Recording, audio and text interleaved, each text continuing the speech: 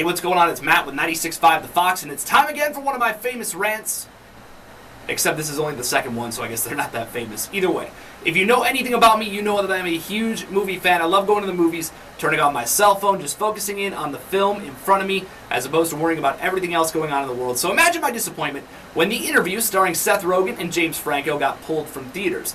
Now, if you've been following this story, you know that The Interview was a movie where James Franco, a TV host, and Seth Rogen, a producer, were going to go to North Korea because they scored an interview with North Korean leader Kim Jong-un. Now, when the CIA got wind of this, they decided that they were going to have Franco and Seth Rogen kill the leader of North Korea while they were in the interview. North Korea, the actual country, got wind of this, got their panties in a bunch, and then some hackers came along, hacked Sony Pictures' emails, ended up stealing some movies, releasing some emails, and then they started threatening moviegoers, saying if you go see The Interview in theaters, it's completely possible that a 9/11-style terror attack could happen.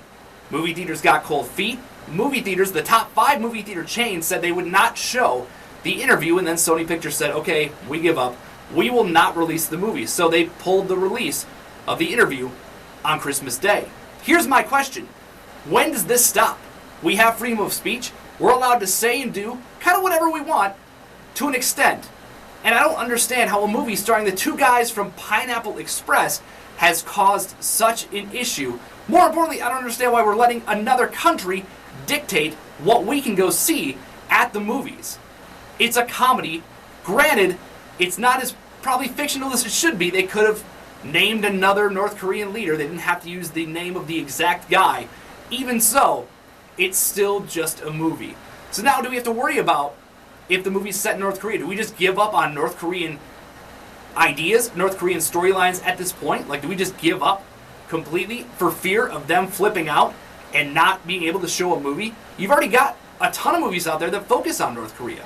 Team America World Police make fun of Kim Jong-il to the point where they had the song I'm So Lonely, and it's hysterical. That is probably worse than anything that happened in The Interview.